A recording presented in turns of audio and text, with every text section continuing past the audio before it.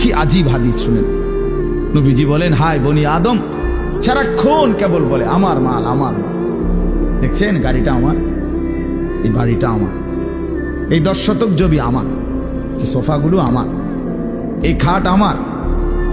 আল্লাহ নবী সাল্লাল্লাহু আলাইহি সাল্লাম বলেন, হাল্লাকা ইয়া ইবনা আদম মিন মালি, কোথায় তোমার মাল? এই বনি আদম, মাল তোমার বলতে কে বললো এগুলো তোমার?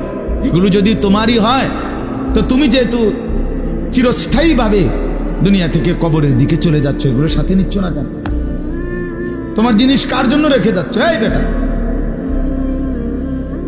ওয়াহাল্লাকা ইয়া ইবনা আদম মিন মালি, কিরে বনি আদম, তোর মাল কই?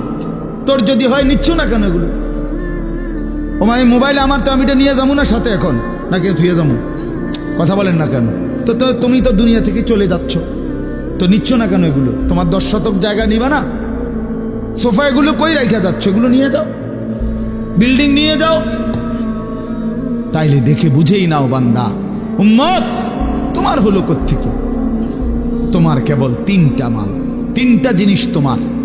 নবীজি নিজে বলছে, ইল্লা মা আকালতা ফাআফনাইতা, যা সরাসরি তুমি খাইয়া শেষ করছো, খাইছিলা, এটা তোমার।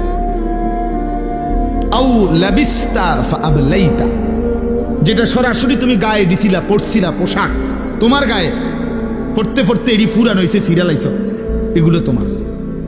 আও তাসাদ্দাকতা ফাআমদাইতা, আর যা আল্লাহর রাস্তায় খরচ করেছ, দান, সাদাকা, যাকাত, ফিতরা, হ্যাঁ, হজ উমরার জন্য, গরিব দুঃখী, মসজিদ, মাদ্রাসা, এতিম, গরিব, অসহায় ইত্যাদি ইত্যাদি, যেগুলো তুমি কি করছিলা? সাদকা, খরচ করছো আল্লাহর পথে। ফাআমদাইতা, সেটা তুমি আখিরাতে পাঠাইছো, সেটা পৌঁছে। এই 3টা তোমার।